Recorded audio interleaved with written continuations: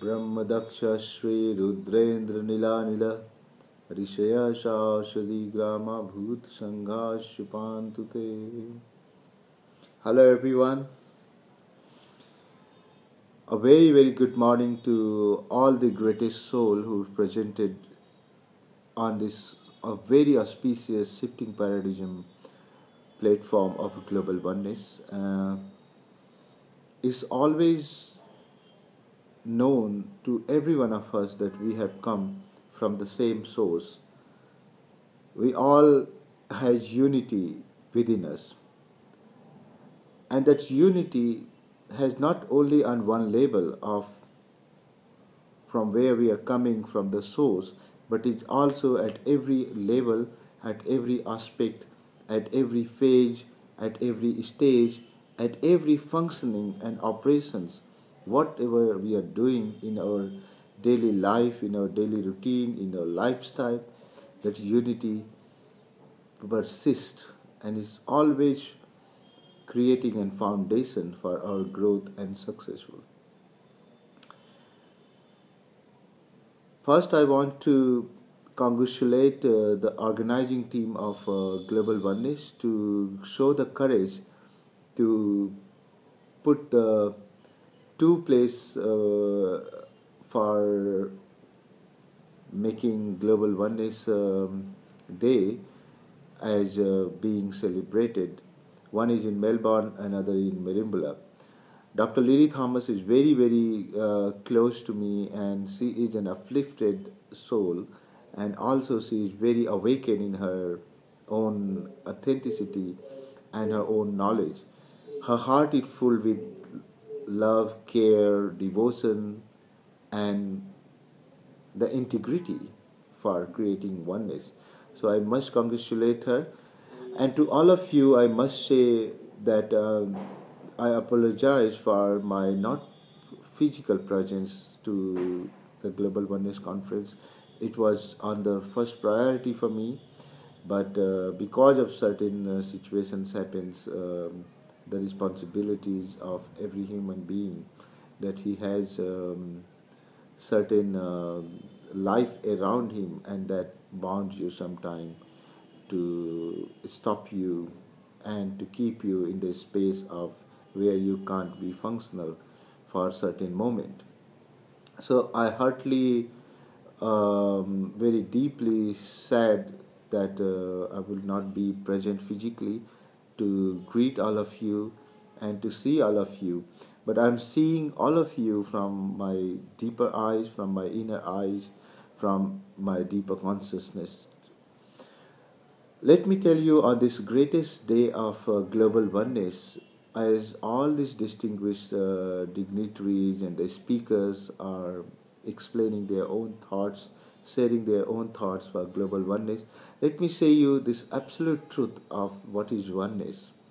And it will be so simple explanation of oneness that every one of you can understand it and can carry it to make your soul again be aware of oneness, to make your mind again be aware of that peacefulness, to make your body again be aware of that deepest and best comfort of your state.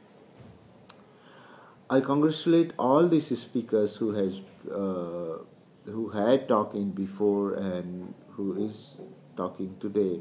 I congratulate everyone for sharing their own knowledge and their experience and their expertise, and also making the world better. For me, it's an important occasion, and it's very good also that we all are a part of global oneness from a very long time, so we understand what is oneness. But I want to tell you today a different aspects of oneness, which will be more simplified, which will be more multidimensional, which will be beyond multisensory system, and which will explain the universal unity of a universe and a human being.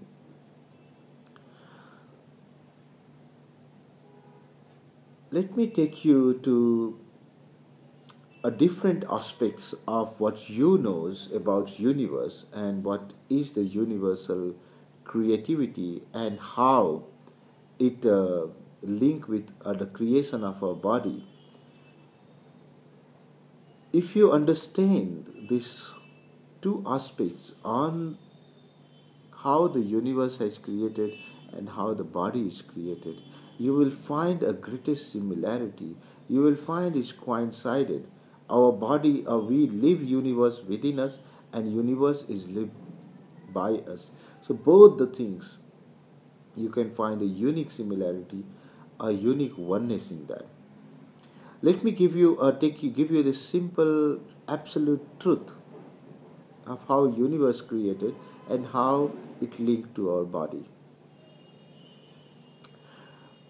As everybody of us, all of us knows that the universe created from the space, from the ether, from the gap, from the absolute silence, from the knowledge, from the love, from the unbounded energy, whatever we can say, everything which is in ether form, that's the first reality of creation of universe. All of you agree with that. Then with the passage of time, there is some friction start happening in that absolute etheric presence, and that friction has created a wave. It's called rhythm. Rhythm in original language, in Sanskrit, in the pure knowledge text, is termed as the nadi. What it called? It called nadi, and it said whatever, wherever there is a pulsation, is called nadi. Is called nadi, and the brain which controls this nadi is called nadi brain. What it called? It's called nadi brain. So today's my thoughts for you for this oneness is to explain you what is nadi brain. It may be new for you, it may be nobody is knowing you before about these things. As you know, gut is the second brain. The same neuropheromones which secrete from your brain, this is also secrete from the gut, is the second brain. But let me tell you, the gut is just a part of nadi brain. The second brain totally called nadi brain.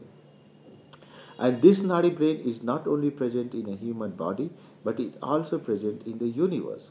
So space, ether, love, energy, knowledge, purity, gap, absolute state of energy, senses, this all is the first part of nadi brain. And in this nadi brain, it has created the friction. Then the friction in the absolute ether has generated air.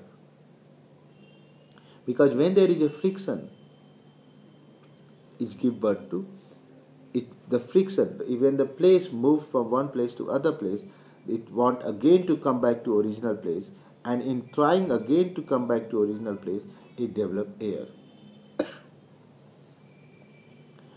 Now with the air, what happened? There will be more friction. There is more friction. And more and more and more and more, everywhere the friction prevails. The friction is spread. And there is, this friction start affecting each other, start interacting with each other, and that generated the fire. The other element is, third element is fire.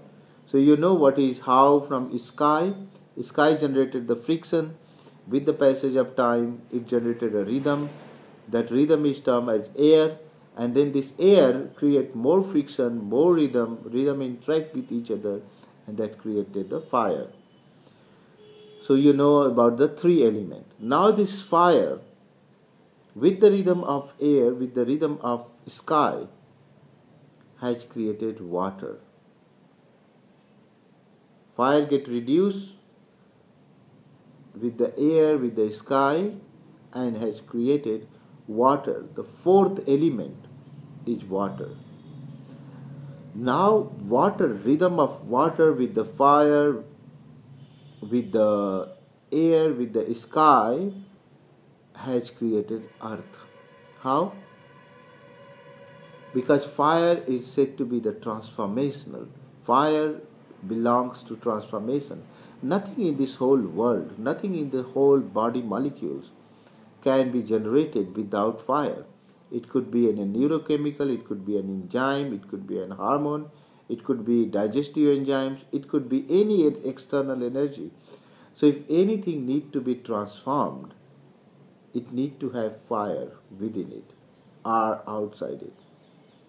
So fire is the basis of transformation. So from the moment the fire comes in, then this earth and water start taking different shape. It become ocean, sometimes it become mountain, it become different sections of different pattern in the development of universal element. So that's how this element of universe has taken place. So now it is time for us to understand how this element becomes senses. What we have understood up to now, that how the totality, how the sky, how the space, how the ether become element, and now it is time for us how element become senses.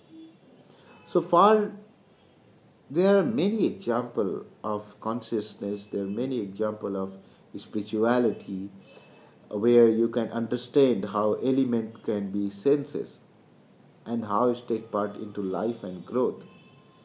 Before coming to explain you that how element becomes senses, I want to tell you the difference between life and living so that you can understand it.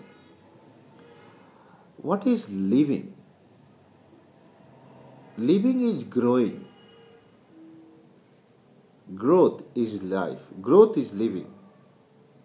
It has both. You can hold the growth and you can feel the growth. Something which you can experience, something which you can feel, and that's the living. But what is life? Life is something which you can't hold, can't experience, but you can feel it. There is much difference between experience and feeling. Like happiness is a growth. You can experience it, you can feel it. But joy, you can only feel it. You can't experience it. You can't touch joy. But you can feel, you can experience by touching something very beautiful. A delicious food give you the taste. Taste can be experienced and felt, but deliciousness can only be felt, not experienced. So life is all about feeling. Growth is all about experience. So when growth joins life, when growth experience joins feeling, it's a lifeful living. So it's very absolute truth. From where life comes? Life comes from the space, from the rhythm, from the nadi brain, which we had in universe, in ourselves. It's said in Veda, Shruti Smriti Purananam. First, there is Shruti, there is absolute space, totality of creation of our whole universe and our whole body. Then it becomes Smriti, senses.